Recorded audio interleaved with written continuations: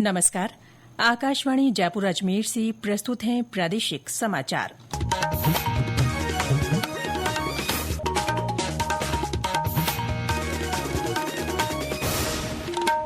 मुख्य समाचार। मुख्यमंत्री भजनलाल शर्मा आज सवाईमाधोपुर और धौलपुर के अतिवृष्टि प्रभावित क्षेत्रों का जायजा लेंगे। दौसा के डूंगरपुर गांव में ईसरदा दौसा पेयजल परियोजना का शिलान्यास करेंगे। आरपीएससी की ओर से आरएएस परीक्षा 2023 के 7वें चरण के साक्षात्कार आज से शुरू हो रहे हैं। सावन माह के अंतिम सोमवार पर आज प्रदेश भर के प्रमुख शिवालयों में श्रद्धालुओं का तांता और प्रदेश में बारिश का दौर धीमा पड़ा। मौसम विभाग के अनुसार उत्तर पूर्वी भागों में 3-4 दिन हल्की से मध्यम बारिश की संभावना।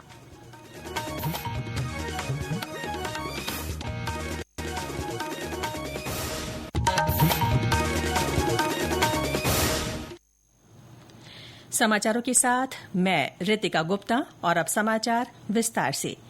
मुख्यमंत्री भजनलाल शर्मा आज सवाईमाधोपुर और धौलपुर के अतिवृष्टि प्रभावित क्षेत्रों का हवाई दौरा कर जायजा लेंगे। श्री शर्मा चकचैनपुरा स्थित हवाई पट्टी और बिश्नोता हवाई पट्टी पर आमजन और ग्रामीणों की समस्याओं को लेकर चर्चा भी करेंगे। हमारे सवाईमाधोपुर संवाददाता ने बताया कि उनके साथ कृषि और आपदा राहत मंत्री डॉ किरोड़ी लाल मीणा भी मौजूद रहेंगे। मुख्यमंत्री सवाईमाधोपुर और खंडार क्षेत्रों में विगत दिनों हुई वृष्टि के बाद प्रभावित क्षेत्रों का हेलीकॉप्टर के माध्यम से दौरा कर प्रभावित क्षेत्र और नुकसान का जायजा लेंगे। इस दौरान मुख्यमंत्री का चकचैनपुरा स्थित हवाई पट्टी पर जन सुनवाई का कार्यक्रम भी प्रस्तावित है। मुख्यमंत्री के दौरे को लेकर प्रशासन की ओर से व्यापक तैयारियां की गई है। सतीश वर्मा, आकाशवाणी समाचार, सवाईमाधोपुर। इसके बाद मुख्यमंत्री दौसा के डूंगरपुर गांव में ईसरदा दौसा पेयजल परियोजना का शिलान्यास करेंगे। इस अवसर पर श्री शर्मा जनसमारोह में लोगों को संबोधित भी करेंगे। प्रधानमंत्री नरेंद्र मोदी ने गुजरात के कांडला बंदरगाह क्षेत्र में भारत के पहले मेक इन इंडिया हरित हाइड्रोजन संयंत्र के चालू होने को स्थिरता की दिशा में ऐतिहासिक कदम बताया है।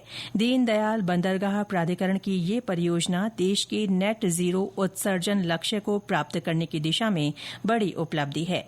एक सोशल मीडिया पोस्ट में श्री मोदी ने कहा कि ये एक सराहनीय प्रयास है और हमारे नेट जीरो दृष्टिकोण को बल प्रदान करता है। इस संयंत्र का उद्घाटन केंद्रीय पत्तन, पोत परिवहन और जलमार्ग मंत्री सर्बानंद सोनोवाल ने किया। ये हरित हाइड्रोजन संयंत्र भारत के समुद्री और लॉजिस्टिक्स क्षेत्र में कार्बन उत्सर्जन को कम करने और स्वच्छ ऊर्जा समाधानों को बढ़ावा देने में महत्वपूर्ण भूमिका निभाएगा। भारतीय रिजर्व बैंक की मौद्रिक नीति समिति की 3 दिन की बैठक आज से मुंबई में शुरू होगी।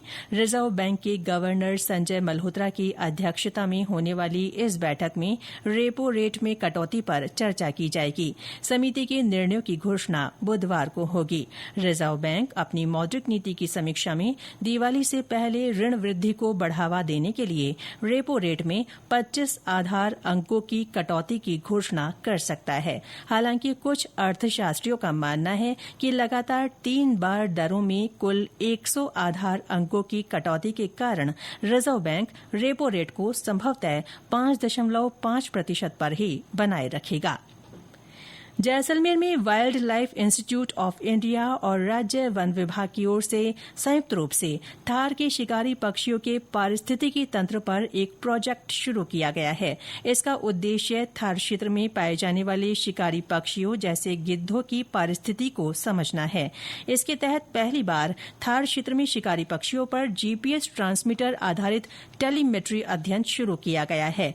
Wild life institute of India में शोधकर्ता वरुण खैर ने बताया कि ये अध्ययन इन प्रजातियों की आवाजाही, निवास स्थान, प्रजनन व्यवहार और खतरों को समझने में मदद करेगा। इससे इनके संरक्षण की दिशा में ठोस कदम उठाने में सहायता मिलेगी। राष्ट्रीय मरु उद्यान ये गिद्ध और अन्य शिकारी पक्षियों के लिए एक बहुत महत्वपूर्ण स्थान है। भारत में पाए जाने वाले 9 गिद्धों के प्रजाति में से 8 गिद्धों के प्रजाति यहाँ पे पाए गए हैं। इन पक्षियों पे अध्ययन के लिए एक प्रोजेक्ट शुरू किया है। इसी प्रोजेक्ट के तहत पिछले हफ्ते एक इजिप्शियन वल्चर और एक टॉनी ईगल को जीपीएस ट्रांसमीटर फिट किया गया।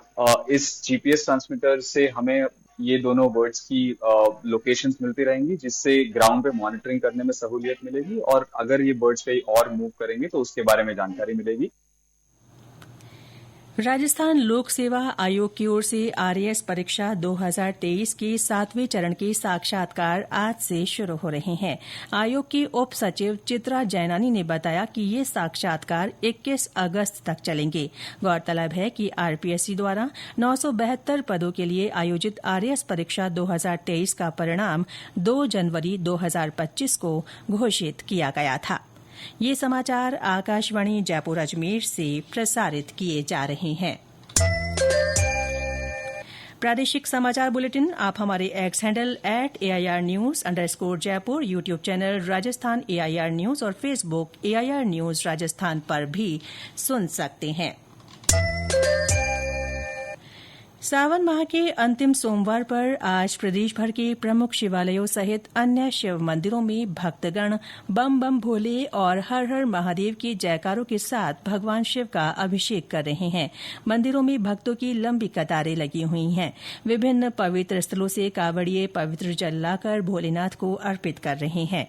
भरतपुर में शमशानेश्वर महादेव मंदिर में जीवित सांपों की सजीव झांकी सजाई गई है। पाली में सोमनाथ मंदिर में शिवजी का फूलों से आकर्षक श्रृंगार किया गया है। मंगलेश्वर महादेव मंदिर में सहस्त्र घट अभिषेक का आयोजन हो रहा है। जैसलमेर के रत्नेश्वर, मुक्तेश्वर और देवचंदेश्वर महादेव सहित सभी मंदिरों में श्रद्धालु उत्साह के साथ पहुंच रहे हैं। सवाई माधोपुर के शिवाड़ स्थित घुश्मेश्वर महादेव मंदिर में विशेष पूजा अर्चना के कार्यक्रम हो रहे हैं। उधर भीलवाड़ा में आज विभिन्न सामाजिक संगठनों की ओर से भव्य कावड़ यात्रा निकाली जा रही है। केंद्र और राज्य सरकार की ओर से मोटे अनाज के उपयोग को बढ़ावा देने के लिए कई कदम उठाए जा रहे हैं। इसी कड़ी में डीग जिले के कुम्हेर की क्रय विक्रय सहकारी समिति में श्री अन्न भंडार का आउटलेट खोला गया है। इसमें उपभोक्ताओं को उचित दर पर मोटे अनाज जैसे ज्वार, बाजरा और मक्का के उत्पाद उपलब्ध कराए जाएंगे। इन आउटलेट्स में मोटे अनाज से निर्मित रागी के फ्लैक्स, रोस्टेड फ्लैक्स, पास्ता और नूडल्स आदि उपलब्ध कराए जा रहे हैं। ऐसे आउटलेट्स खुलने से श्री अन्न उत्पादों की आमजन तक तो पहुंच बढ़ेगी ही, साथ ही स्वयं सहायता समूहों के मिलेट उत्पादों की बिक्री से रोजगार के अवसर भी सृजित होंगे। स्वयं सहायता समूह के द्वारा बनाए गए मिलेट उत्पादों को रखने से ग्रामीण महिलाओं को भी स्वावलंबन मिल रहा है। आरजू शर्मा, आकाशवाणी समाचार, डीग। पश्चिमी राजस्थान के सबसे बड़े जवाई बांध से निकलकर जोधपुर तक जाने वाली जवाई नहर के लिए डीपीआर और सर्वे के टेंडर की प्रक्रिया शुरू हो गई है। राज्य सरकार ने इसके लिए बजट में 2280 करोड़ रुपए प्रस्तावित किए हैं। पाली से हमारे संवाददाता ने बताया कि इसके बनने से जवाई बांध से व्यर्थ बहकर जाने वाले पानी का भी उपयोग हो सकेगा। अब नहर में पानी बहने पर इसके रास्ते में आने वाले गांवों के जलाशय लबालब होंगे और नहर को फिर से विकसित करने पर मार्ग में पानी स्टोरेज के लिए 200 MCFT की 5 डिग्गी बनावट प्रस्तावित है। नहर को तैयार करने के साथ ही इसके मार्ग में 5 पंप हाउस बनाए जाएंगे। पूरी नहर में मौजूदा नहर, लाइनिंग, चिनाई, साइफन, जल सेतु, bitumen, service road, VRB, foot bridge, gate head और क्रॉस रेगुलेटर, सिल्ट क्लीनर्स होंगे। साथ ही जंगल कटिंग, फेसिंग, पक्की डिग्गी और कच्चे फीडर, चैनल आदि के मरम्मत और नवीनीकरण कार्य किया जाएगा। विशारद जोशी, आकाशवाणी समाचार, पाली। प्रदेश में कल बारिश का दौर धीमा रहा। हालांकि कुछ जगह पर हल्की से मध्यम बारिश हुई। भरतपुर के अधिकांश हिस्सों में अच्छी बरसात दर्ज की गई। सबसे ज्यादा 63 मिलीमीटर बारिश रुदावल में हुई। मौसम विभाग के अनुसार कल बांसवाड़ा, डबोक, डूंगरपुर, करौली, प्रतापगढ़, झुंझुनूं, दौसा और भरतपुर सहित कुछ अन्य शहरों में बारिश हुई। जयपुर में दिन भर छितराए बादल छाए रहे। इससे उमस का असर बढ़ गया। मौसम विज्ञान केंद्र जयपुर के निदेशक राधेश्याम शर्मा ने बताया कि राज्य के उत्तर पूर्वी भागों में 3-4 दिन मेघ गर्जन के साथ मध्यम से कहीं कहीं तेज बारिश की संभावना है। आगामी 5-6 दिन पश्चिमी राजस्थान में केवल छुटपुट स्थानों पर ही हल्की बारिश होने और अधिकांश भागों में मौसम मुख्यतः शुष्क रहने की संभावना है। और अंत में मुख्य समाचार एक बार फिर।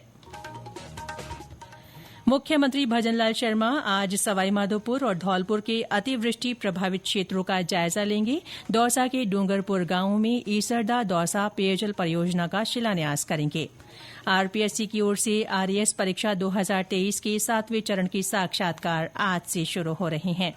सावन माह के अंतिम सोमवार पर आज प्रदेश भर के प्रमुख शिवालयों में श्रद्धालुओं का तांता लगा हुआ है और प्रदेश में बारिश का दौर धीमा पड़ा। मौसम विभाग के अनुसार उत्तर पूर्वी भागों में 3-4 दिन हल्की से मध्यम बारिश की संभावना।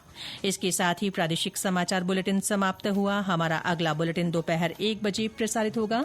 नमस्कार।